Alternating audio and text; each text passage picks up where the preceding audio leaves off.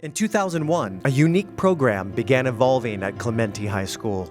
Tony DiVittorio, a youth guidance counselor, began developing a curriculum to combat the negative behaviors of his male students.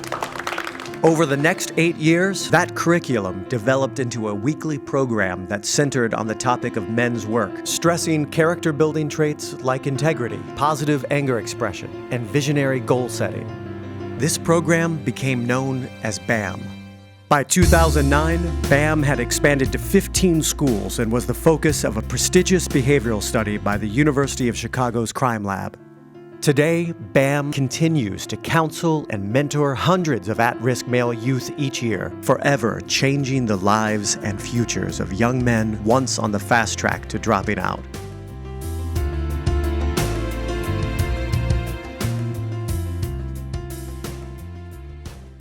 This is the part of the presentation that is the most obvious, which is we have a huge problem in Chicago with youth violence.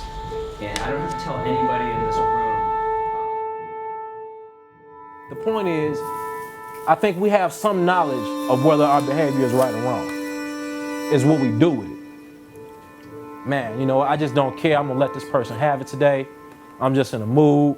I'm not letting nobody get on me. The next person that say something to me, I'm going in. Has anybody ever felt like that? Every day. Every day. Yeah. That normalization of the anger in that moment opens up that student and frees him to talk about it now. And to be able to listen, maybe for the first time, a new way of dealing with it. But the thing that makes it work is the theory we use of expressing anger in a positive way.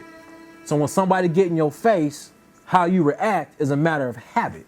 So if you had a habit of snapping off on your teachers because they come at you the wrong way, then you can make a habit of not snapping off on your teachers. And so one of the things we practiced last week was the deep breathing.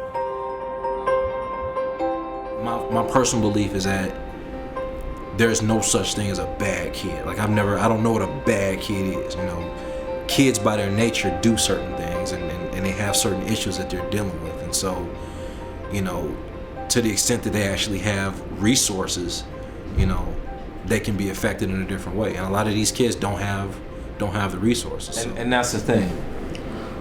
The fight isn't won on fight night. The game isn't won on game day. It's all of them days and nights of practice and hard work before that. And graduating means doing all of the work every day. So your assignment is to think about, in the next week, your level of academic self-determination and what that's going to get you. Everything that we do in the BAM program is connected towards academic engagement, becoming part of your school, becoming part of your studies, becoming part of the academic process.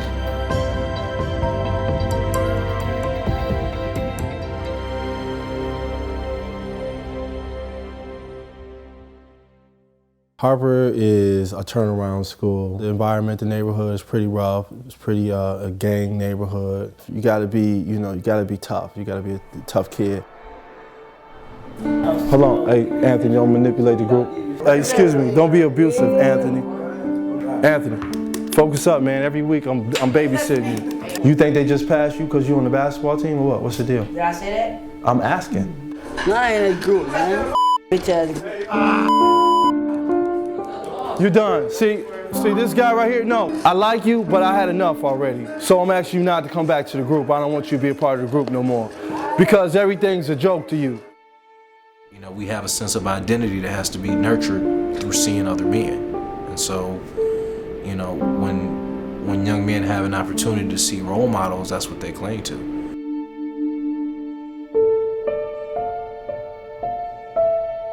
Thank you for having the integrity to come and talk to me. Everybody be Pookie. Let's go, Yahoo Boosie. That's the reality of BAM. And, you know, we could go to schools that are doing well already. But that's not what our program is about. It's going to places where we know these kids are falling by the wayside and stabilizing them first, getting them back motivated about their futures, about their education, and then watching those change happen over time. What about some examples in your neighborhood? You got a father, uncle, somebody in the neighborhood that you thought was a man? Anybody that you thought was a stand-up person? Nobody? So you don't had no good example of a man? your dad died, and then everybody in your neighborhood is gangbangers. With DJ, he a cool guy. You know, he laid back. So why do you come every week? Because it's interesting. Kente, he's a moody guy. He's up and down. You know, you have to just kind of like see what mood he's in before you approach him. I mean, I'm a gangster. he spends a lot of time in the office with me. He was in the office with me all day today. Like he just hangs around me, so I'm sure he's looking to me as a father figure. Anybody else? What about you, Kente? How'd you make it through? And who did you lose, and how'd you make it through? I lost my daddy. He was going to Wisconsin, and when he crossed the borderline, it was like cars. I guess they was waiting on him. And when he crossed it, they blocked him off, and they shot his car. They shot him 12 times. So and this all happened when, a year ago, a couple years ago? They stay after the first or second or third session because they realize that when they come to the program, safety and confidentiality and respect are mandated. The one I mainly like is the tennis balls because, you know, we actually have to work together to, you know what I'm saying, actually get the ball around to everybody. And, you know what I'm saying, it was hard at first, but when we caught on to it, we actually liked it. I've seen him be more open. He let his guards down a little bit more. I mean, usually it's like balled up face and, you know, yeah, Kente, how you doing? I'm all right. I'm all right. And then now, you know, he's more say, hey, how you doing? You know, what's going on? Like, he's asking me, like, how's your family? What's going on with your children? How was your weekend?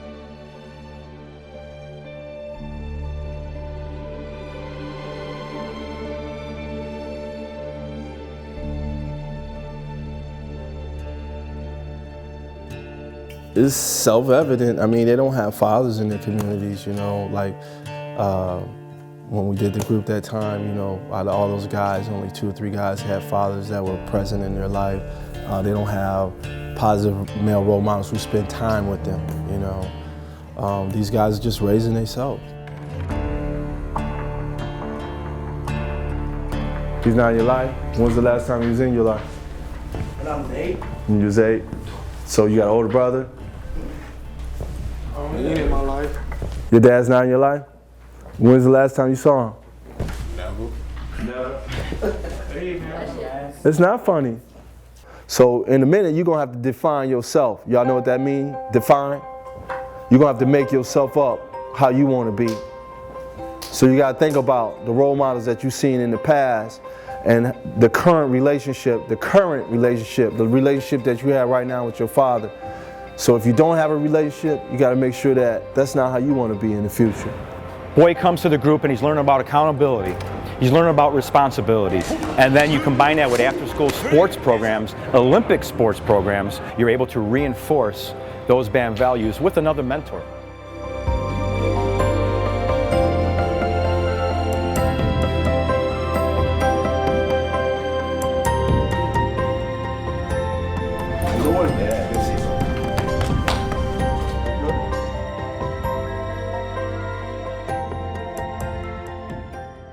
Checking in. My name is Vincent Rosado.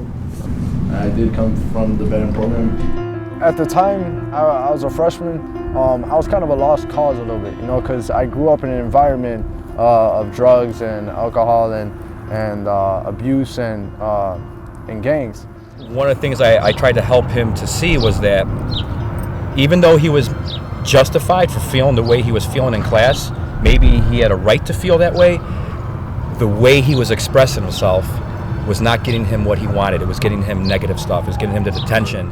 I'd come get him out of suspension and we talk, and we spent the next 3 years basically doing band work that we do. Yeah, I love this guy because he understands what it takes to fight through those emotions. He understands what it takes to fight through those obstacles. And to have somebody in your life that understands those things is a plus, because you're never gonna stop having those things in your life.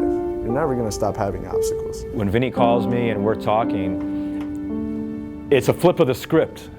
And Vinny will say, how you doing, man? What's going on? You know, and I'll sit there and I'll say, man, this is going on, I'm struggling with this. And he mentors me. A lot of times at this age, you feel like you need to do something to prove that you're worthy, to prove that you're better than maybe your friend next to you or somebody in your classroom. When the truth is, you only have to prove it to yourself. I mean, his mother is a solid rock for him, you know, and a big tribute to the character that you see here today, you know. She's my heart. Yeah. So she is. She's done so much for me. To have a mother's will, to take the role of the father and the mother, you know, because that's basically what she did. You know, she became the father and the mother, you know, to give me that strength when I needed it, but also give me that sensitivity. If I didn't forgive my father for everything he did in my life, there's no way I could be the person that I am now or the person that I will be 10 years from now. But the thing that you guys gotta understand is that all those things are put there for a reason. You know, it's not your fault. It's not your fault that they're there. You know, it's more just to see, it's to test you, to see how much you can gain through struggle, how much you can grow through obstacles in your way. Through this theory, through the drills, what I call portables, the role plays, the check-ins, through the counseling, through the homework assignments, I start to see a lot of change. We start to see a lot of change.